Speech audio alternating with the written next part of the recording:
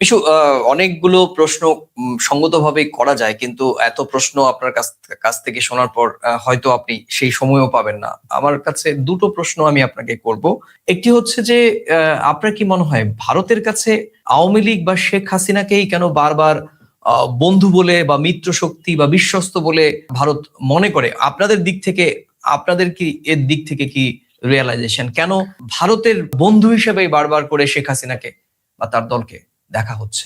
আমার কাছে এটি আসলে মনে হয় না। আমার কাছে যেটি মনে হয় যে দুটি রাষ্ট্র, পারস্পরিক দুটি রাষ্ট্র আসলে দে শুড বি পার্টনার। তারা আসলে কেউ কারো সরাসরি বন্ধু অথবা শত্রু এইভাবে না দেখাটা ভালো।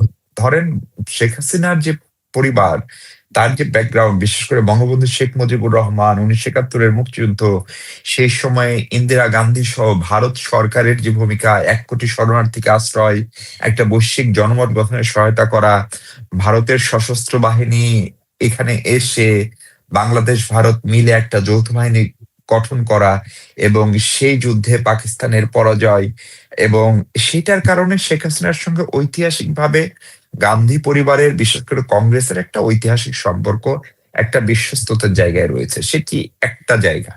দ্বিতীয় জায়গাটা হচ্ছে, আমরা যদি খেয়াল করি যে বাংলাদেশ নামক রাষ্ট্রটি যখন শেখ হাসিনা শাসন করেন নাই অথবা আওয়ামী লীগ ক্ষমতায় ছিল না, তখন কি এই সম্পর্কটি আসলে অস্বাভাবিক ছিল? উত্তর হচ্ছে একেবারেই না।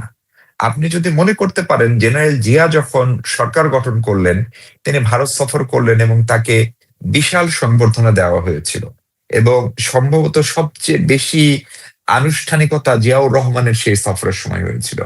এমনকি বেগম খালেদা জিয়াও যখন সরকার প্রধান ছিলেন 91 কিংবা 2001, তখনকার ট্রেড ভলিউম আপনি যদি দেখেন, বাণিজ্য, ব্যবসা বাণিজ্য কিন্তু কমে নাই। আন্তর্জাতিক অঙ্গনে যদি দেখেন, আ- আ- প্রতিবেশী দুই দেশ প্রায় সমান তালে হেঁটেছে। ফলে রিলেশনটাকে, এটা একটা একটা পারসেপশন তৈরি করা হয়েছে যে শেখ হাসিনা বা আওয়ামী লীগের সঙ্গেই শুধু ভারতের সম্পর্ক ভালো। এটার পেছনে অনেকগুলো রাজনৈতিক এজেন্ডা ছিল। আপনি জানেন যে পশ্চিমবঙ্গ বা ভারতের সীমান্তবর্তী রাজ্যগুলোতে বাংলাদেশ বিরোধিতা রাজনীতির একটা উপাদান। এমনকি বিশেষ করে ভারতের বিজেপি ক্ষমতায় আসার পরে অমিত শাহ কিংবা শুভেন্দু এভাবে কথা বলেছেন, তাতে এটি স্পষ্ট হয় হুম। জি, তাদের এখানে বাংলাদেশ বিরোধিতা তাদের অভ্যন্তরীণ পলিটিক্স কিছু একটা গেইন করে। রাজনীতিতে অনেকগুলো উপাদান লাগে, সেই উপাদানের একটা ভারত বিরোধিতার একটা রাজনীতি বাংলাদেশের অভ্যন্তরীণ রাজনীতিতেও ছিল। সেইটিকে ব্র্যান্ডিং করতে গিয়ে সেটিকে আওয়ামী লীগকে ব্যাকফুটে নেওয়ার জন্য এটি করা হয়েছে। আবার ধরেন এবারের নির্বাচনের আগে যখন আওয়ামী লীগ নাই, তখন বিএনপি কে ভারতের দালাল, বিএনপি ভারতপন্থী, অমুক বিএনপির অমুক নেতা ভারতের দালাল, রয়ের এজেন্ট, নানান ভাবে চিহ্নিত করার চেষ্টা করা হয়েছে। ফলে এগুলো যতটা না তথ্য, তার চেয়ে অনেক বেশি হচ্ছে আসলে এগুলোর পিছনে এক ধরনের পলিটিক্যাল ইন্ধন, পলিটিক্যাল প্রাপ্তি অপ্রাপ্তি কাজ করে। আবার আপনি যদি খেয়াল করেন যে জামায়াতের সঙ্গে কি ভারতের সম্পর্ক আসলে খারাপ? উত্তর হচ্ছে না। কারণ বাংলাদেশের মানুষকে যারা প্রতিনিধিত্ব করে, আমি জামাতে ইসলামী বাংলাদেশের কথা বলছি, যে জামাতে ইসলামীর এখনকার নেতৃত্বের কথা বলছি, তাদের সঙ্গে স্বভাবতই প্রতিবেশী রাষ্ট্রের সম্পর্ক থাকবে। ফলে ভারতের বিভিন্ন ছোট ছোট যে রাজনৈতিক দল আছে, আঞ্চলিক দলগুলো আছে, ধরেন সেটা পশ্চিমবঙ্গের মমতা ব্যানার্জির দল থেকে আমি যদি আসামের একটা আঞ্চলিক দলের কথা বলি, তাদের সঙ্গেও কিন্তু আমাদের একটা ন্যূনতম যোগাযোগ আছে, সেটা রাখতে হয়। ফলে এইটা আরেকটা আরেকটা কি বলে আপনার, আরেকটা ব্র্যান্ডিং করা। এখন আপনি প্রশ্ন তুলতে পারেন, বঙ্গবন্ধু শেখ মুজিবুর রহমান মারা যাওয়ার পরে শেখ হাসিনা দীর্ঘদিন ভারতে অবস্থান করেছেন, উনি তো জার্মানিতে অবস্থান করেছেন, সেটি ভুলে গেলে চলবে না, তাই না? ফলে আবার এবার তিনি সেখানে আশ্রয় নিয়েছেন। সেখানে যদি ভারত তাকে এই, মানে তিনি যদি ভারত না যেতেন, তাহলে নিশ্চিতভাবেই হয় তাকে বাংলাদেশেই থেকে গ্রেপ্তার হতে হতো, অথবা পরিস্থিতি হয়তো হয়তো আরো খারাপ হতে পারতো, অথবা উনি অন্য কোনো দেশে যেতেন। ফলে ব্যক্তি শেখ হাসিনা বা তার পরিবারের সঙ্গে বা তার দলের সঙ্গে ভারতের কোনো কোনো রাজনৈতিক দল, বিশেষ করে প্রণব মুখার্জি, গান্ধী পরিবারের সদস্য, তাদের একটা বাড়তি সম্পর্ক আছে, কিন্তু সেটি রাষ্ট্রীয় সম্পর্ক না। আরেকটা বিষয় হচ্ছে, ভারতেরও জনমানুষের কিছু ধারণা আছে।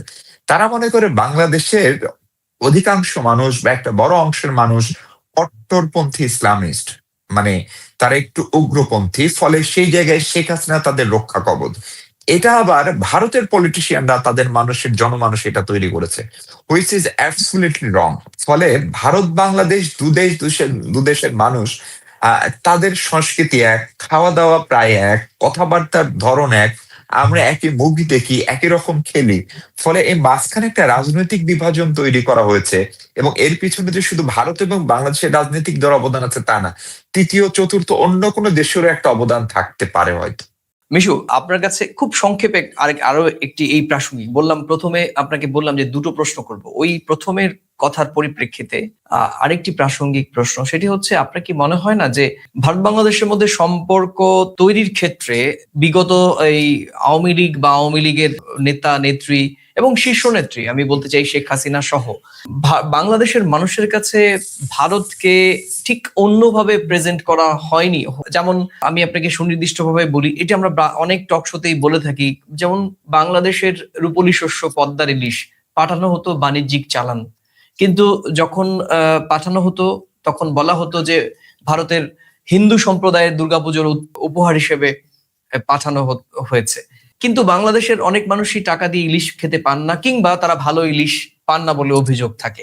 এই যে ভারতকে একটা নেগেটিভ ব্র্যান্ডিং এর মধ্যে ফেলে দেয়া, এবং এছাড়াও নির্বাচনগুলোতে সবসময় ভারতমুখী প্রবণতা, ভারত বলে দিয়েছেন ভারতে যাচ্ছি, ভারতের নেতা নেত্রীদের সঙ্গে কথা হচ্ছে, ভারতমুখী, অতিমাত্রায় ভারতমুখী হওয়াতে কি এই সম্পর্কে ধাক্কা খায়নি, বা ভারতের বিষয়ে বাংলাদেশের সাধারণ মানুষের মধ্যে নেতিবাচক মনোভাব তৈরি হয়নি? না, সেটি যেটি হয়েছে সেটি তো ধরেন একদম স্টুপিডিটি। আমি আমি ধরেন ডক্টর আব্দুল মোমেনকে কোট করতে পারি, তৎকালীন পররাষ্ট্রমন্ত্রী, যে ভারত আমাদেরকে এটা বলেছে। কিংবা আমি ধরেন জিএম কাদেরকে কোট করতে পারি, উনি এসে এয়ারপোর্টে বলছেন ভারত এটি বলতে নিষেধ করেছে। ফলে এগুলো থেকে হয় কি, পাবলিক পারসেপশনটা তৈরি হয়, মনে হয়। কিংবা কোনো প্রার্থী বলেছে যে আমি ভারতের হয়ে, ভারত আমার প্রার্থিতার জন্য বলেছে। ফলে এগুলো হয় কি, মনে হয় যে বাংলাদেশের রাজনীতি, অর্থনীতি সবকিছু ভারত নিয়ন্ত্রণ করছে। এবং এগুলো বাংলাদেশের যে সমস্ত নীতি নির্ধারকদের কথা আমি বললাম, তাদের যে আচরণ, তাদের যে কথাবার্তা, সেগুলোর ফলে কিন্তু এই পারসেপশনটি তৈরি হয়েছে। এবং এটি একটা বড় অংশের মানুষ বা অনেক মানুষ বিশ্বাসও করে, কারণ এটি যে মিথ্যা সেটি প্রমাণ করতে হবে যে ভারত আসলে সেই হস্তক্ষেপটি করে নাই। ফলে সেটি একটা জায়গা। এখন ধরেন অন্তর্বর্তী সরকার দায়িত্ব নেওয়ার পরে আমাদের যিনি এখনকার মৎস্য প্রাণী সম্পদ উপদেষ্টা ফরিদ আক্তার, তিনিও কিন্তু ইলিশ রপ্তানি করেছেন। অথবা ধরেন হয়তো বা মমতা ব্যানার্জি মুখ্যমন্ত্রী, তার জন্য হয়তো সুবেনির হিসাবে হয়তো কিছু ইলিশ গিফট যায়, কিন্তু বাকি ইলিশ তো আসলে টাকার, মানে আমরা তো রপ্তানিই করি, বাণিজ্যিক চালান, রাইট? একদম মানে মানে কমপ্লিট বাণিজ্যিক বাণিজ্যিক। চালান আকারে, বাণিজ্যিক চালানের আকারে করে। আবার ধরেন ভারত থেকে যা আসে, ধরেন আপনার যদি কোভিড এর সময়ের কথা মনে থাকে, যে আমরা টিকার জন্য টাকা অ্যাডভান্স করেও দিতে পারিনি, কারণ সেটা ভারতের অভ্যন্তরীণ ল তখন সেটা অ্যালাউ করেনি। কারণ অভ্যন্তরীণ ল হচ্ছে আপনি যে কোনো সংকট আপনার দেশের মানুষের জন্য সবার আগে সেটা নিশ্চিত করতে হবে। কিন্তু বাংলাদেশের মানুষ যে মেসেজ পেয়েছে যে আমরা ভারতকে টাকা দেওয়ার পরেও টিকা আনতে, ভারত আমাদেরকে দেয়নি, বিপরীতে আরেকটি দেশ আমাদেরকে টিকা দিয়েছে, কিন্তু যে দেশটি টিকা দিয়েছে সেও কিন্তু আপনাকে বাণিজ্যিক চালান আকারে দিয়েছে।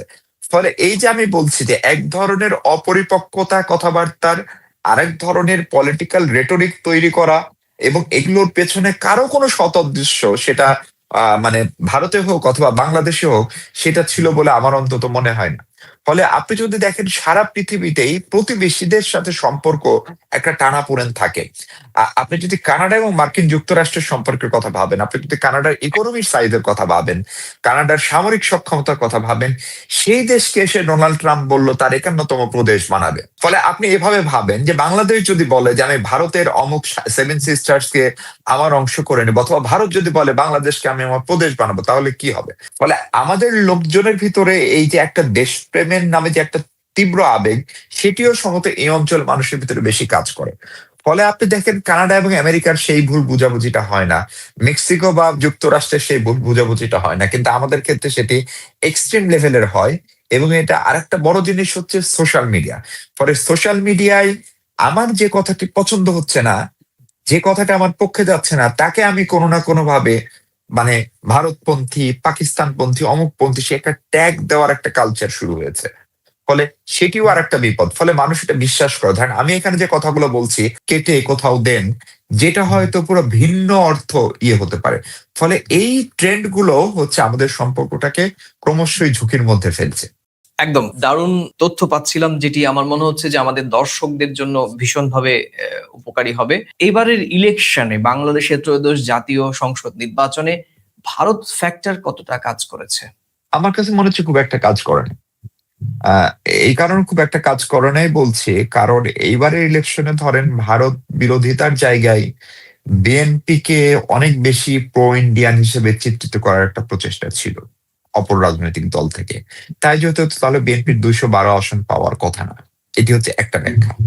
আবার অনেকাংশে করেছেও, কারণ আপনি যদি আরেকটি যে জোট ছিল জামাত ইসলামের নেতৃত্বে এনসিপি সহ, তাদের এ যাবৎকালের হায়েস্ট আসন ছিল 18টি। আমি 96 মনে হয় নাকি, নাকি 2001-এ, ভুল হতে পারে, মানে সালটা ভুল হতে পারে, কিন্তু তারা 18টার বেশি সংসদীয় আসন কখনো পায়নি। কিন্তু তারা এবার 72টি আসন পেয়েছে, মানে প্রায় 4 গুণ।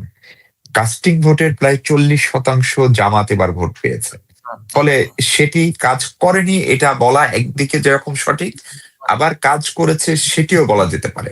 আবার এই দুইটার বাইরের আর একটা ব্যাখ্যাও থাকতে পারে। In absence of Awami League এবং আওয়ামী লীগের সঙ্গে থাকা যে ছোট ছোট রাজনৈতিক দলগুলো ছিল, বাম দল, এমনকি জাতীয় পার্টিও সক্রিয়ভাবে স্বতঃস্ফূর্তভাবে এই নির্বাচনে কিন্তু অংশ নিতে পারেনি, এটি আপনাকে স্বীকার করতে হবে। কারণ তাদের ঐক্যমত্য কমিশন ডাকে নাই, প্রধান উপদেষ্টা ডাকে নাই, নির্বাচন কমিশন ডাকে নাই, কিন্তু তারা নির্বাচনে করেছে এবং তাদের ভরাডুবি হয়েছে।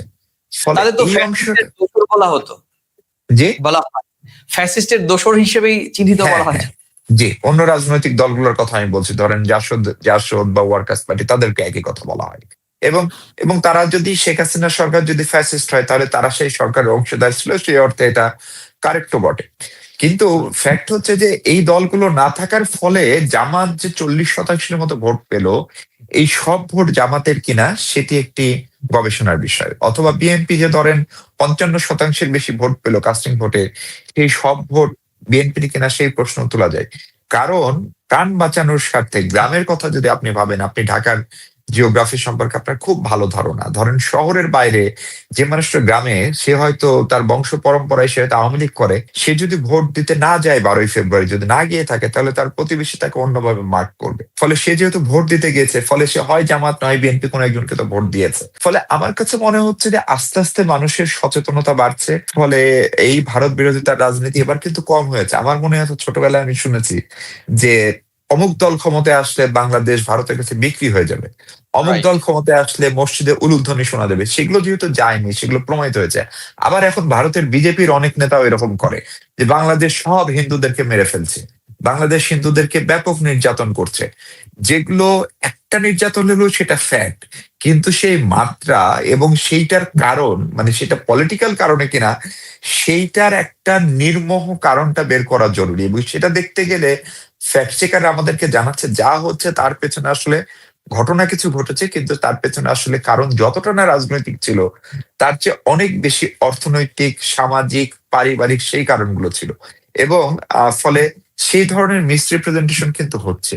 আর আর একটা ছোট্ট প্রশ্ন আপনার কাছে, সেটি হচ্ছে যে ভারত ফ্যাক্টর কাজ করেনি বা করেছে, সেটি এখন অনেকাংশেই বোঝা যাচ্ছে, কোনো ক্ষেত্রে কাজ করেছে, কোনো ক্ষেত্রে কাজ করেনি। কিন্তু সীমান্তবর্তী এলাকাগুলোতে জামায়াত ইসলামীর একটা ভূমিধস বিজয় আমরা লক্ষ্য করছি ভারত বাংলাদেশের সীমান্তবর্তী এলাকাগুলোতে। এবং ভারতীয় মিডিয়া বা ভারত কনসার্ন যে এই সীমান্তের এই ভারতীয়দের ভাষায়, ভারতীয় গণমাধ্যমের ভাষায়, যে সীমান্ত এলাকায় মৌলবাদের উত্থানকে ভারতীয় অংশ উদ্বেগের চোখে দেখতে শুরু করেছে। সামগ্রিকভাবে বিএনপি ক্ষমতায় যাচ্ছে বা ক্ষমতায় এসেছে, তাতে তারা অনেকটাই উদ্বেগহীন। কিন্তু সীমান্তের জেলাগুলোতে নজিরবিহীনভাবে জামায়াত ইসলামীর ভোটের উত্থান হয়েছে।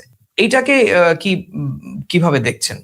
আমি এটাকে আসলে মৌলবাদের উত্থান হিসেবে দেখতে এখন পর্যন্ত চাই না। এবং সীমান্তের জেলা মানে ধরেন বাংলাদেশের মাত্র 5টি জেলায় জামাত সবগুলো সিট পেয়েছে। এর ভিতরে ধরেন আপনি যদি রংপুরকে ধরেন, রংপুর সরাসরি সীমান্তবর্তী এলাকা না, বরং দিনাজপুর সরাসরি সীমান্তবর্তী এলাকা, সেখানে আবার জামাতের উত্থান হয়নি। রাজশাহীতে তারা মাত্র একটি আসন পেয়েছে, ফলে রাজশাহী সীমান্তবর্তী জেলা, সেখানকার বাকি 5টি আসন কিন্তু বিএনপি পেয়েছে।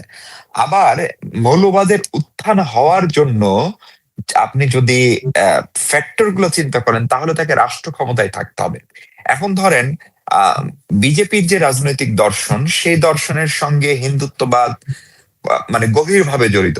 ফলে বিজেপির যে ধরনের উত্থান ভারতে হয়েছে, বা ধারণা করা হচ্ছে আগামীতে পশ্চিমবঙ্গেও হয়তো বিজেপি আরেকটু ভালো করবে, ফলে পশ্চিমবঙ্গের মতো জায়গায়, যে জায়গায় জ্যোতি বসুর মতো মানুষ সেখানকার মুখ্যমন্ত্রী ছিলেন, এত প্রোগ্রেসিভ, সেইখানেও আস্তে আস্তে মমতা ব্যানার্জির পরে আস্তে আস্তে যদি এখন ধরেন সেখানে বিজেপির একটা দুটো পাঁচটা করে আসন বাড়ে, এবং তখন বাংলাদেশ যদি কমেন্ট করে যে পশ্চিমবঙ্গে মৌলবাদের উত্থান করছে, সেটিও সঠিক হবে না। মৌলবাদের আসলে উত্থান বৈশ্বিকভাবে একটা হচ্ছে, এটা আপনাকে স্বীকার করতে হবে। আমি মৌলবাদ না বলে বরং বলতে পারি কট্টরপন্থার একটা উত্থান হচ্ছে। আপনি সারা পৃথিবীতে যদি দেখেন, মার্কিন যুক্তরাষ্ট্র, চীন, রাশিয়া, আপনার দেশ ভারত, এমনকি বাংলাদেশেও সেই প্রচেষ্টা চরমভাবে ছিল। বরং সেই হিসাবে সাম্প্রতিক সময়ের বৈশ্বিক যতগুলো নির্বাচন হয়েছে, বাংলাদেশের নির্বাচন মোর প্রোগ্রেসিভ বার্তা দিচ্ছে, এইটা হচ্ছে কথা। এবং বাংলাদেশের বিএনপির একটা বড় জায়গা হচ্ছে, বিএনপির যিনি প্রতিষ্ঠাতা তিনি নিজে যুদ্ধ করা মানুষ, মানে তিনি অস্ত্র হাতে যুদ্ধ করেছেন, তিনি দেশের জন্য। বঙ্গবন্ধু সরকারের সময় খেতাব পেয়েছেন।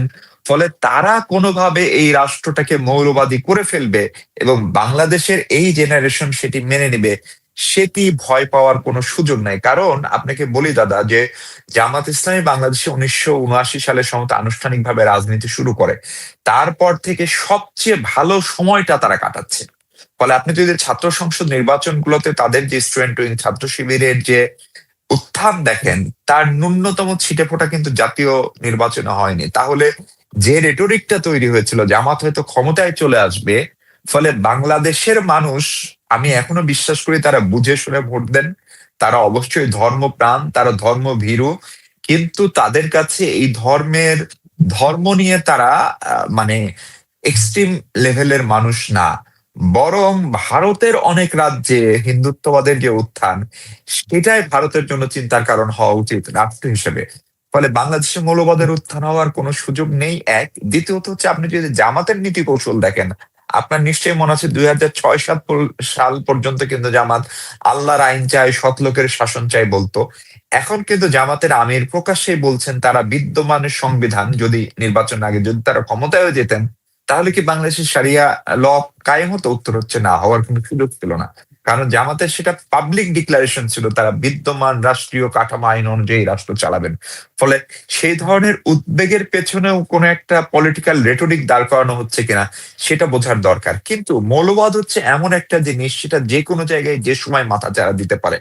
ফলে আবার কোনো কিছু হচ্ছে না বলে হাত পা গুটিয়ে বসে থাকার সুযোগ নেই। এটা রাষ্ট্রের দায়িত্ব, এটা তরুণদের দায়িত্ব, এটা গণমাধ্যমের দায়িত্ব সজাগ দৃষ্টি রাখা, এবং কোথাও সেটা হলে সেটা দমন করার রেকর্ডও কিন্তু আমাদের রয়েছে। আপনি যদি হলি আর্টিজানের কথা ভাবেন, সবশেষে আওয়ামী লীগের সময়, তার আগে স্বীকারই করতো না যে এখানে একটা উগ্রপন্থার উত্থান করছে, কিন্তু সংকটটি স্বীকার করার পরে কিন্তু সেটি হয়েছে। কিংবা বিএনপির সময়, আপনি যদি সবশেষ বিএনপির সময় বাংলা ভাই, শায়েখ আব্দুর রহমান, তাদেরকে অ্যারেস্ট করা হয়েছে। ফলে বাংলাদেশে যদি এ ধরনের কোনো প্রচেষ্টা বাংলাদেশের কোনো মানুষ অথবা অন্য কোনো কান্ট্রি স্পন্সার্ড করারও চেষ্টা করে, এদেশের মানুষ মৌলবাদী না, সে যে দলই করুক। ফলে তারা সেটিকে কোনোভাবেই অ্যাকসেপ্ট করবে, অন্তত ভোটের মাধ্যমে, সেটা বিশ্বাস করার কোনো ন্যূনতম যৌক্তিক কারণ এখন পর্যন্ত। আমিও বিশ্বাস করি বাংলাদেশের মানুষ প্রগতিশীল, তারা কট্টরপন্থী বা কট্টরবাদকে তারা ছুঁড়ে ফেলে দেবে। মিশু, ভোট দিয়েছেন? আমি ভোট দেওয়ার সুযোগ পাইনি, কারণ আমি ভোটের ডিউটিতে ছিলাম। বেশ। কেমন হয়েছে খুব সংক্ষেপে আপনার যদি কেমন লেগেছে, বা ভোট দেওয়ার আপনি সংবাদকর্মী হিসেবে আপনার কেমন দেখেছেন? একসঙ্গে দুটো প্রশ্ন করছি। এক হচ্ছে, ভোটের ফলাফল প্রত্যাশিত ছিল কিনা, আর সরকার গঠন হতে যাচ্ছে 17 তারিখ, এই সরকারের মন্ত্রিসভা কেমন হতে চলেছে বলে আপনার মনে হয়? ভোটের ফলাফল প্রত্যাশিতই ছিল। মানে আমাদের যে বোঝাপড়া ছিল, তাতে জামাত তার ইতিহাসের সবচেয়ে ভালো ফলাফলটি এবার করবে, এবং সেটার জন্য জামাতের কৌশল ছিল। যদি বলেন আপনি 5 আগস্ট 2024 শেখ হাসিনার পতনের পরের দিন থেকে জামাত আসলে নির্বাচনের প্রস্তুতি নিয়েছে। তারা খুবই অর্গানাইজড। তারা যখন তারা কি পদ্ধতিতে ভোট হবে সেটি চূড়ান্ত হয়নি, তখন সে তার 300 আসনের প্রার্থী চূড়ান্ত করে ফেলেছিল। সেই জায়গায় বরং প্রয়াত বেগম খালেদা জিয়ার অসুস্থতা, তার ছেলে জনাব তারেক রহমান, যিনি এখন দলের প্রধান, তার দেশে না থাকা, বিএনপি বরং প্রস্তুতির জায়গায় খানিকটা হয়তো বা ঘাটতি ছিল। কিন্তু ধরেন আওয়ামী লীগের অনুপস্থিতিতে জামাত যে একটা বড় ভালো করবে, সেটা প্রত্যাশিত ছিল, সেটা হয়েছে। 70-72 সিট কম না। এবং তাদের কৌশল আর একটা জায়গায় হচ্ছে, তারা তরুণদের যে দল এনসিপি, তাদেরকে তারা তাদের সহযাত্রী হিসেবে পেয়েছে, এবং তাদের একটা সাকসেসফুল হিস্ট্রি রয়েছে, খুব রিসেন্টলি অনেক বিতর্কও আছে পরবর্তী ঘটনাক্রম নিয়ে। কিন্তু এটিও তো সত্য যে 5 আগস্ট না হলে কোনোভাবে এই নির্বাচনটা হতো না। নাহিদ আসিফ যদি সে আন্দোলনের নেতৃত্ব না দিত, তাহলে জামাত বা বিএনপি কি তারা তো আসলে পারে নাই এর আগের 3টি মেয়াদে একটা সরকারের পতন ঘটাতে। ফলে তাদেরকে নেওয়ার ফলে তরুণদের ভোটের একটা অংশ তাদের দিকে গিয়েছে নিঃসন্দেহে। ফলে ভোটের ফলাফল প্রত্যাশিত। বিএনপি যে 212 সিট পেয়েছে, আমার বোঝাপড়া ছিল যে বিএনপি কমপক্ষে 190 সিট তো পাবেই, তার বেশি পাওয়ার কথা, সেটি হয়েছে। আর সরকার গঠনের প্রক্রিয়া এখন শুধুমাত্র আনুষ্ঠানিকতা। খুবই সুনিশ্চিত ভাবেই তারেক রহমান প্রধানমন্ত্রী হচ্ছেন, কারণ তিনি তার দলের প্রধান, তার কোনো বিকল্পও নেই। এবং এই মুহূর্তে আপনি যদি 2005, আমরা তারেক রহমান রাষ্ট্রনায়ক বা সরকার প্রধান হিসেবে কেমন জানি না, কিন্তু তার কথাবার্তা, আচরণ, শব্দ চয়ন, বডি ল্যাঙ্গুয়েজ, বডি জেস্টার, সেইটা মানুষের ভিতরে একটা আশার সঞ্চার করেছে। আপনি একটু যদি খেয়াল করেন, একদম 25 ডিসেম্বর যখন তিনি আসলেন, লাখ লাখ মানুষ সেখানে, তিনি একটিবারের জন্য ভোট চান নাই। কারণ ওইটা শুধুই তিনি তার আশার কথা বলেছেন। ওনার মা, সাবেক 3বারের প্রধানমন্ত্রী খালেদা জিয়া যখন মারা গেলেন, জানা যায় লক্ষ লক্ষ মানুষ সেখানে, বিদেশিরা ছিলেন, দেশিরা ছিলেন। সেখানে তিনি যে বক্তব্যটি দিয়েছেন, সেটা একদম আমি আমার মা বা বাবা মারা গেলে ইসলামী কায়দায় যতটুকু বক্তব্য, ওই পরিশীলিত বোধটা তার ভিতরে আমরা দেখছি। ফলে আমাদের কাছে মনে হচ্ছে এই 17 বছরের যে নির্বাসন জীবন, সেটি অনেক মানুষ বিশ্বাস করে that make him more matured, অনেক রাইট। বেশি পলিটিক্যালি কনসিয়াস, অনেক বেশি কমিউনিকেটিভ, অনেক বেশি ইনক্লুসিভ। এবং উনি এখন পর্যন্ত কাউকে নিয়ে কোনো নেতিবাচক কথা বলেননি। বরং জামাতের কেউ কেউ, এনসিপির কেউ কেউ তাকে নিয়ে আপত্তিকর কথা বললেও উনি বাংলাদেশ সময় আজকে, অর্থাৎ আপনার রোববার, তিনি জামাতের প্রধানের সঙ্গে সশরীরে গিয়ে সাক্ষাৎ করবেন, যেটি আমরা আমাদের রাজনীতিতে দেখি নাই। এমনকি এনসিপির প্রধানের সঙ্গেও তিনি গিয়ে সাক্ষাৎ করবেন। ফলে সব মিলিয়ে আমরা বিশ্বাস করতে চাই, আমরা ধারণা করতে চাই, আমরা তো আসলে ঘর পোড়া গরু, সিঁদুরে মেঘ দেখলে ভয় পাই। আমরা বিশ্বাস করতে চাই উনি একটা ভালো ক্যাবিনেট করবে না। বাংলাদেশে ক্যাবিনেট করার ক্ষেত্রে একটা বড় বিবেচনা থাকে যে, আচ্ছা রাজশাহী থেকে তো কাউকে নেওয়া হলো না, তাহলে রাজশাহী থেকে একজনকে নিই। নারায়ণগঞ্জ থেকে তো কাউকে নেওয়া হলো না, আচ্ছা সাতক্ষীরায় তো সব জামাত পাশ করছে, ওখান থেকে একজনকে নিই। এই বিবেচনার বাইরে গিয়ে উনি যদি একটা এফিসিয়েন্ট ক্যাবিনেট করেন, এবং এখানে প্রবীণ, তরুণ তরুণ এবং এক্সপার্ট অর্থাৎ পেশাজীবীদের যদি একটা সমন্বয় উনি করতে পারেন, তাহলে একটা দারুণ মন্ত্রিসভা হওয়ার কথা। এবং আমাদের অভিজ্ঞতা হচ্ছে, দাদা আপনি স্বীকার করবেন কিনা, প্রথম বিএনপি যখন ক্ষমতায় আসলো, খালেদা জিয়ার বিএনপি 1991 সালে, সে সময়ের গভর্নেন্স, কিংবা প্রথমবার যখন আওয়ামী লীগ আসলো 1996, সেই সময়ের আওয়ামী লীগের গভর্নেন্স তাদের পরের আমিলগুলোর চেয়ে ভালো। ফলে এবার যেহেতু প্রায় 20 বছর পরে তারা ক্ষমতায় এসেছেন, ফলে একটা প্রচন্ড জনচাপ আছে তাদের প্রতি। এবং এই জুলাই গণ অভ্যুত্থানের যে ঘটনা, ভোট না দিলে কি হয়, ন্যূনতম সুশাসন নিশ্চিত করলে না হয়, মাত্রাতিরিক্ত দুর্নীতি করলে কি হয়, ফলে সেটির একটি জলজ্যান্ত উদাহরণ তো তাদের সামনে রয়েছে। ফলে আওয়ামী লীগের মধ্যে একটি প্রাচীন, সবচেয়ে পুরনো রাজনৈতিক দল, যে দলটির হাত দিয়ে এই দেশটির জন্ম হয়েছে, এই দলটিকে এক প্রকার দেশ ছাড়া হতে হয়েছে শুধুমাত্র কতগুলো পলিসি মিস্টেকের কারণে। এর পিছনে নানান ষড়যন্ত্র ষড়যন্ত্র থাকতে পারে, কিন্তু আওয়ামী লীগ তো 14, 18, 24-এ ভালো নির্বাচন দেয়নি। এই সত্যটিও আওয়ামী লীগকে উপলব্ধি করতে হবে। এবং তিনি কালকে তার জনবিচ্ছিন্ন হয়ে পড়েছিল শেষ এবং দিকে। তিনি কালকে তার যে বক্তব্য, সেখানে কিন্তু স্পষ্ট কোনো প্রতিহিংসার ইঙ্গিত দেননি। ফলে এখন একটা, অনেকেই ধারণা করছেন, বিশেষ করে বিদেশি ডিপ্লোমেটরা বলছেন যে একটা রিকনসিলিয়েশনের সুযোগ নিশ্চিতভাবেই হয়তো তৈরি হবে। কারণ এই দেশটা ভালো না থাকলে আসলে তারেক রহমান সাহেব বলেন, শেখ হাসিনা বলেন, কিংবা জামাতে আমির বলেন, তারা কেউ ভালো থাকবে না। এবং খারাপ থাকলে তারাই সবচেয়ে খারাপ থাকবেন, তাই তো? সেটিরও তো উদাহরণ রয়েছে, কারণ তারেক রহমানকে নির্বাসনে থাকতে হয়েছে, শেখ হাসিনাকে দেশ ছাড়া হতে হয়েছে, বঙ্গবন্ধু বা জিয়াউর রহমানকেই তো জীবন দিতে হয়েছে, তাই না? ফলে এই উপলব্ধিটুকু যদি বড় রাজনৈতিক দল হিসেবে তারেক রহমান এবং তার দলের আসে, এবং তার আশপাশে যারা থাকবেন, তারা যাকে বুদ্ধি পরামর্শ দিবেন, তারা যদি এটুকু ফিল করেন, তাহলে আমরা একটা ভালো বাংলাদেশ, একটা সুশাসনের বাংলাদেশ, এবং বিশেষ করে যারা সংখ্যায় কম, সেটা ধর্মে হোক, ক্ষমতায় হোক, সেই মানুষগুলো যেন ভালো থাকে। এইটা কিন্তু একটা বড় স্ট্যান্ডার্ড। তিনি কালকে বলেছেন যে দুর্বলের উপরে অত্যাচার কোনোভাবেই সহ্য করা হবে না। ফলে এই লাইনটাকে এদেশের মানুষ, বিশেষ করে আমি এটাকে খুবই ওন করি, যে উনি যদি আমার মত প্রকাশের স্বাধীনতা নিশ্চিত করতে পারেন, যে মানুষটি সবচেয়ে দুর্বল, ধরেন সবচেয়ে কম ভোট পেয়েছে যে মানুষটি, উনি যেন ভালো থাকতে পারেন, তাহলে এটি আসলে একটা ভালো রাষ্ট্র হবে। এবং এই কাজটি হয়তো তারেক রহমানের হাত দিয়ে, ওনার বক্তৃতা বিবৃতির সঙ্গে বাস্তবতার যদি 50% মিলও পাই, তাহলেও কিন্তু বাংলাদেশটা অনেকখানি ভালো চলার কথা। মিশু, একদম শেষ দিকে চলে এসেছি। আমি আপনার কাছে জানতে চেয়েছিলাম, কারণ আমাদের প্রচুর দর্শক, তারা হয়তো, আপনি যেহেতু স্ক্রিন শেয়ার করেছেন, আপনি বাংলাদেশের একজন সাংবাদিক, পরিচিত মুখ, বাংলাদেশের এই নতুন মন্ত্রিসভায় কারা কারা আসতে পারেন, যদি সব আমাদের দর্শক যারা কলকাতার বা পশ্চিমবঙ্গের, তারা হয়তো সবার নাম জানেন না, কিন্তু আপনি যদি একজন দুজনের যারা পরিচিত, তাদের নাম সম্ভাব্য যদি বলে, আপনার কাছে যদি কোনো খবর থাকে কারা কারা আসবেন বা এরকম কি শোনা যাচ্ছে যদি। খুব সুনির্দিষ্ট খবর আসলে কারো কাছেই নেই, কারণ এই তালিকাটা একেবারেই বিএনপি চেয়ারম্যানের কাছে। কিন্তু আমাদের যা বোঝাপড়া বিএনপির নীতি নির্ধারক বা তাদের সঙ্গে কথা বলে, এবারের মন্ত্রিসভাটাই জন্য আমার কাছে একটা বড় ইঙ্গিত হচ্ছে, গতকালকে পর্যন্ত আমাদের যে ক্যাবিনেট ডিভিশন, তারা 47 জন গাড়ি চালকের চূড়ান্ত পরীক্ষা সম্পন্ন করেছেন।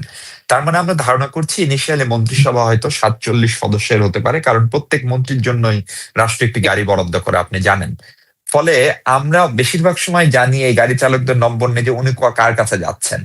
ফলে সেটি এখনো জানা যায়নি, কিন্তু নিশ্চিতভাবেই মির্জা ফখরুল ইসলাম আলমগীর, এই ভদ্রলোকের দীর্ঘ অবদান রয়েছে বিএনপির আজকের রাজনীতি টিকে রাখার জন্য। ফলে উনি মন্ত্রী হবেন, এমনকি উনি রাষ্ট্রপতি হলেও খুব বেশি অবাক হওয়ার সুযোগ থাকছে না। ফলে আবার একটা জটিলতা আছে, যেহেতু মির্জা ফখরুল দলেরও সাধারণ সম্পাদক, রাষ্ট্রপতি হতে গেলে তাকে দলের পদ ত্যাগ করতে, ফলে ইমিডিয়েটলি আরেকজন সাধারণ সম্পাদক করা, তার সঙ্গে জেলা, তৃণমূল, বিএনপির একদম ইউনিয়ন পর্যন্ত সংগঠন। ফলে সেখান থেকে আমার ধারণা হচ্ছে উনি এবারও মন্ত্রী হচ্ছেন, অন্তত প্রথম দিকে দলের সাধারণ সম্পাদক থাকা পর্যন্ত।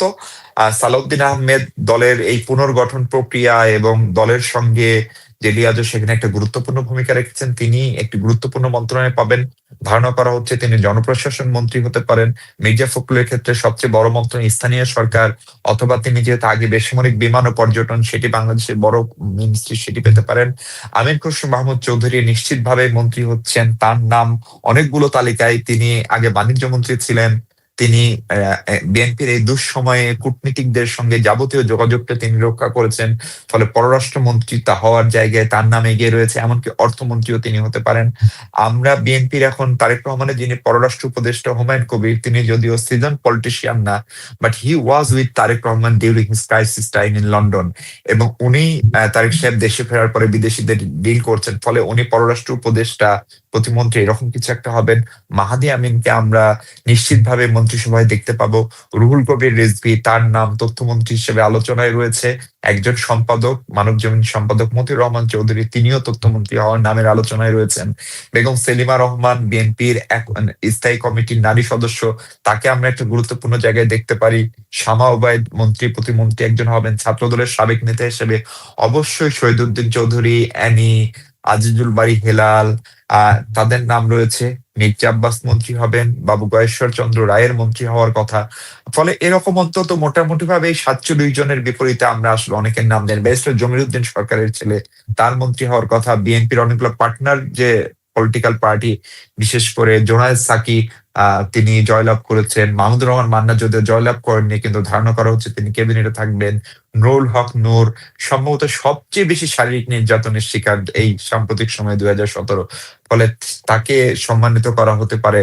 ববি হাজ্জাজের কথা শোনা যাচ্ছে। ফুটবলার আমিনুল, তিনি যদিও নির্বাচনে হেরেছেন, কিন্তু তিনি যে সময়ে বিএনপির মিরপুর তথা ওই অঞ্চলের রাজনীতি সামলেছেন মহানগরের, he should be, I mean he should be rewarded. ফলে এই ধরনের আলোচনা। ফলে আমার কাছে মনে হচ্ছে ডক্টর খন্দকার মোশাররফ আছেন, ডাক্তার এজেড এম জাহিদ হোসেন, যিনি খালেদা জিয়ার চিকিৎসার পুরোটা দেখভাল করেছেন, তাকে হয়তো আমরা স্বাস্থ্যমন্ত্রী হিসেবে দেখতে পারি।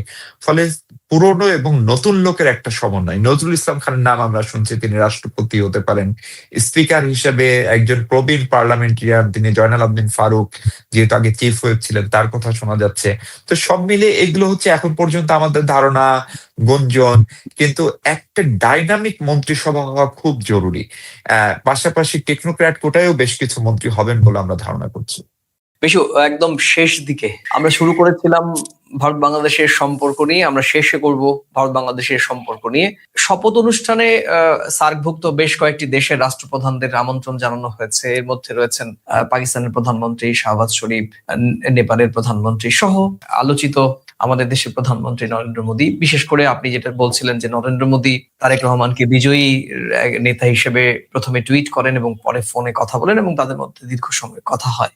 এর আগে আপনি দেখেছেন যে প্রাক্তন প্রধানমন্ত্রী খালেদা জিয়ার শেষ যাত্রার সময় আমাদের পররাষ্ট্র মন্ত্রী এস জয়শঙ্কর তিনি প্রোটোকল ভেঙে গিয়েছিলেন। সব মিলিয়েই এখন শপথ অনুষ্ঠানে প্রধানমন্ত্রী নরেন্দ্র মোদী যাচ্ছেন কি যাচ্ছেন না, কি শোনা যাচ্ছে, বা এই যাওয়াটা যদি প্রধানমন্ত্রী যান তাহলে কিরকম ভাবে এই কিছুটা ড্যামেজ কন্ট্রোল হবে কিনা, কারণ বাংলাদেশের অভ্যন্তরে তো ভারত বিরোধী একটা যথেষ্ট পরিমাণে একটা হাওয়া উঠছে। প্রধানমন্ত্রী গেলে সেটা কি খানিকটা ডোমিনেট হবে, নাকি না গেলে আরো সুবিধা হবে? প্রথম আপডেট হচ্ছে যে মানে এই সুব্রমণিয়াম জয়শঙ্কর, তাকে তো আমরা ধরেন পররাষ্ট্র সচিব আপনি আমি পেয়েছি। উনি যখন আসলেন বেগম খালেদা জিয়ার জানাজার অনুষ্ঠানে, সেটি খুবই ভালো একটা বার্তা ছিল এবং এটি প্রোটোকল ভেঙ্গে না, কিন্তু কারণ উনি সাবেক প্রধানমন্ত্রী। আপনার নিশ্চিতভাবে মনে আছে বাবু প্রণব মুখার্জির শেষকৃত্যে বাংলাদেশ তার সর্বোচ্চ মানুষটিকেই পাঠানোর চেষ্টা করেছিলেন, আর সংহতি স্পিকার গিয়েছিলেন আমি যদি ভুল না করি, নাকি ডক্টর আব্দুর রাজ্জাক। ফলে এটি এই অঞ্চলের কালচার। ওনার শপথ অনুষ্ঠানে শুধু দক্ষিণ এশিয়ার নেতা না, চীন, টার্কি, তাদেরকে আমন্ত্রণ জানিয়েছে। আমি কূটনৈতিক সূত্রে যেটা নিশ্চিত হতে পেরেছি যে ওই একই দিনে ফ্রান্সের প্রেসিডেন্টের সঙ্গে নরেন্দ্র মোদীর পূর্ব নির্ধারিত বৈঠক থাকায় উনি আসলে আসতে পারছেন না। ধারণা করা হচ্ছে এস জয়শঙ্করই আবারও আসবেন। এবং আপনি যদি সুব্রমণিয়াম জয়শঙ্করকে দেখেন, ওনাকে কেবল পররাষ্ট্রমন্ত্রী বললে আসলে ভুল বলা হবে। উনি আসলে নরেন্দ্র মোদীর ক্যাবিনেটের সবচেয়ে চৌকস, যিনি সরাসরি পররাষ্ট্র সচিব থেকে পররাষ্ট্রমন্ত্রী হয়েছেন, তাকে নির্বাচিত করানো হয়েছে। ফলে সেটাও খুবই সিগনিফিকেন্ট একটা বার্তা কিন্তু। এবং আপনার মনে আছে কিনা যে বেগম খালেদা জিয়ার জানাজার সময় অন্য যেসব দেশের প্রতিনিধিরা এসেছিলেন, তারা প্রফেসর ইউনূস অর্থাৎ বাংলাদেশের সরকার প্রধানের সঙ্গে দেখা করেছিলেন। এস জয়শঙ্কর সেটা করেননি, উনি শুধুমাত্র তারেক রহমানের সঙ্গে। আমি সে কারণেই বলেছি যে প্রোটোকল ভেঙে, কারণ প্রোটোকল আমার বক্তব্যটা ছিল সেটাই, প্রোটোকল। ফলে উনি তারেক রহমানের সঙ্গে দেখা করেছেন। তার মানে ভারতের বক্তব্যটা হচ্ছে একটা নির্বাচিত সরকারের সঙ্গে ভারতকে সম্পর্ক রাখতে হবে। বাংলাদেশেরও মানে বাংলাদেশের সব সরকারের সঙ্গে তাকে সম্পর্ক রাখতে হবে, বাংলাদেশেরও রাখতে হবে। সংকটটা যেটাই যে এর ভিতর দিয়ে একটা আইস ব্রেকিং হবে ডেফিনেটলি। এবং আমিও বিশ্বাস করি তারেক রহমান হয়তো খুব দ্রুতই দিল্লি সফরও করবেন, কারণ তাকে সে আমন্ত্রণও জানানো হয়েছে আনঅফিসিয়ালি, যেটা হয়তো এখন আমরা অনেকে জানি না। ফলে প্রতিবেশী যেহেতু বদলের সুযোগ নাই, শুধুমাত্র তারেক রহমান তার কূটনীতির ক্ষেত্রে যেটা বলছেন, সবার আগে বাংলাদেশ, অবশ্যই বাংলাদেশের স্বার্থ দেখবে। ভারতও নিশ্চিতভাবে বাংলাদেশের স্বার্থ দেখবে না, ভারত ভারতের স্বার্থ দেখবে। পারস্পরিক একটা সম্মান, একটা বিশ্বাস, এটা ভয়ঙ্কর ভাবে জরুরি। কখনো কখনো ভারতের নীতি নির্ধারকদের, সরকারের না, অনেক সময় পলিটিক্যাল পার্টির, কখনো কখনো সরকারের, হয়তো তিনি পররাষ্ট্র মন্ত্রণালয়ের না, তাদের কথাবার্তায় সুব্রত দা একটা বড় দাদা সুলভ আচরণ থাকে, যেটা অনেক সময় বাংলাদেশের মানুষকে কষ্ট দেয়। ফলে আমার কাছে মনে হচ্ছে যে সেটি যে দীর্ঘমেয়াদে কাজ করে না, ভারতও সেই মেসেজটি পরিষ্কার। ফলে ধরেন এখন ভারতের যে চ্যালেঞ্জের জায়গা, শান্তি শৃঙ্খলা এবং সারা পৃথিবীতে নানা রকম উত্তেজনা, ধরেন মিডল ইস্টটাকে যুদ্ধ হতে হতে শেষ, ইউক্রেন রাশিয়া শেষ, এখন এই অঞ্চল নিয়ে বিশ্বের সবচেয়ে বড় বড় প্লেয়ার যারা, তাদের কি পরিকল্পনা আমরা জানি না। ফলে এই অঞ্চলটাকে অস্থির করার অনেক ধরনের সুযোগ রয়েছে। শ্রীলঙ্কায় অস্থিরতা রয়েছে, পাকিস্তান তো আগে থেকে অস্থির, আফগানিস্তান অস্থির, নেপালে খানিকটা অস্থিরতা রয়েছে, বাংলাদেশে অস্থিরতা অল্প সময়ের জন্য থেকে সেটা এখন স্থিতিশীলতার দিকে যাচ্ছে। ভারতের সঙ্গে কাশ্মীর নিয়ে আপনার সেই অঞ্চলে অস্থিরতা রয়েছে, চীনের সঙ্গে অস্থিরতা রয়েছে। ফলে এইটা যারা অস্থিরতা নিয়ে খেলাধুলা করে, তাদের জন্য এটা একটা উর্বর ভূমি। এইটা ভারতের বোঝা খুব জরুরি যে সেই সুযোগটা আমরা তাদের হাতে দিব কিনা, এবং সেটার জন্য ভারতের বাংলাদেশকে স্থিতিশীল, শ্রদ্ধাশীল জায়গায় রাখতে হবে।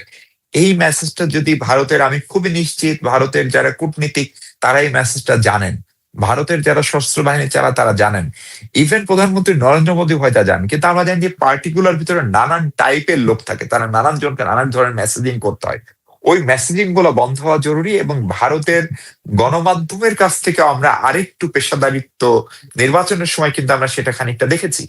আশা করি এবং ইন্টেনশনালি কিছু করা, সেটা আমরাও যদি কখনো করি, যে ইচ্ছা করে কোনো একটা দেশকে ভিন্নভাবে চিত্রিত করা, অথবা ভারত যে চেষ্টাটি গত 17-18 মাসে অনেক বেশি করেছে, যেটি নিয়ে ভারতের সাংবাদিকরাই চূড়ান্ত রকমের ক্রিটিসাইজ করেছে মেইন স্ট্রিমে, সেইটা বন্ধ হলে আমি বোধ করি যে এই ঘটনাগুলো একটা সুস্থ স্বাভাবিক সম্পর্ক দুই পক্ষের জন্য জরুরি, এবং সেটা রাখতে হবে আমাদেরকে নিজেদের স্বার্থে, মানে বাংলাদেশের মানুষের স্বার্থে, ভারতের মানুষের স্বার্থে। মিশু, শেষ করব শুধু একটা প্রশ্ন, লোভ সামলাতে পারছিলাম না, যে মিডিয়ার প্রসঙ্গ যখন বললেন, ভারত বাংলাদেশের সম্পর্ক উন্নয়ন নিয়ে প্রথম কলকাতা দীর্ঘ বছর ধরে কাজ করছে। সম্প্রতি গত 18-19 মাসে যে সম্পর্কের এই উত্থান পতনে আপনি বাংলাদেশ থেকে প্রথম কলকাতার ভূমিকা কিভাবে দেখেছেন বা কিভাবে দেখছেন? না, একটা একটা ভূমিকাটা হচ্ছে যে আপনার ইন্টেনশনটা কি, মানে আপনার পেছনের উদ্দেশ্যটা কি। উদ্দেশ্যটা হচ্ছে যে গণমাধ্যম অবশ্যই তথ্য দিবে, মানে যেটুকু সত্য সেটুকু বলবে। গণমাধ্যমের জাতীয়তাবাদী হওয়ারও খুব বেশি সুযোগ নাই, কিন্তু উস্কানি দেওয়ারও গণমাধ্যমের কোনো অধিকার নাই। সেই দিক থেকে যদি আমি বলি, আমি প্রথম কলকাতা যতটুকু দেখেছি, অন্তত উস্কানি দেয় না, কিন্তু সংকটটাকে চিহ্নিত করার সুযোগটা তৈরি করে। আপনি যদি সংকটটাকে চিহ্নিত করেন, তাহলে কিন্তু সমাধানের রাস্তা বের হতে পারে। ফলে সেই সংকট সমাধানের রাস্তা এবং মানুষের আস্থার জায়গায় যেতে হবে, সেই জায়গায় যাওয়াটার রাস্তায় প্রথম কলকাতা একেবারেই সঠিক পথে হাঁটছে। সেই পথ চলা অব্যাহত থাকুক। অনেক শুভকামনা। অনেক ধন্যবাদ মিশু আপনাকে। আপনি মূল্যবান মন্তব্য ভারত বাংলাদেশে যারা আমাদের দর্শক তাদের সামনে আপনি আপনার মূল্যবান সময় দিয়ে আপনার বিশ্লেষণ করলেন। প্রিয় দর্শক, আজ বাংলাদেশের ফল বেরিয়েছে, সরকারও গঠিত হয়ে যাবে, কিন্তু আসল পরীক্ষা শুরু হবে শপথের দিন থেকে। কারা অতিথি, কারা মন্ত্রী, সবই এক বিশেষ বার্তা। আর সবচেয়ে বড় বার্তা, দিল্লি ঢাকা সম্পর্ক থেমেছিল, এখন কি আবার চলবে? প্রিয় দর্শক, সেই প্রশ্ন রেখেই আজকের প্রাসঙ্গিক প্রসঙ্গ শেষ করছি। এই প্রাসঙ্গিক প্রসঙ্গে করা আমার কিংবা আমাদের অতিথির মন্তব্যের কোন অংশের সঙ্গে বা গোটা মন্তব্যের সঙ্গে আপনি মত বা আপনার দ্বিমত থাকতে পারে, মন্তব্যের কলামে সেটি লিখে জানাতে ভুলবেন না। ভিডিওটি ভালো লাগলে শেয়ার করে দেবেন নিজেদের মাঝে। আর আজ এই ভিডিওতে প্রথম দেখার মাধ্যমে যদি চ্যানেলটিতে নতুন এসে থাকেন, পুরনো ভিডিও দেখে ন্যূনতম ভালো লাগলে চ্যানেলটি লাইক বা সাবস্ক্রাইব করবেন। তাহলে আবার দেখা হবে নতুন কোনো বিষয়, প্রাসঙ্গিক প্রসঙ্গ নিয়ে। ততক্ষণ ভালো থাকুন, সুস্থ থাকুন, সবাই নিরাপদে থাকুন। নমস্কার। ধন্যবাদ।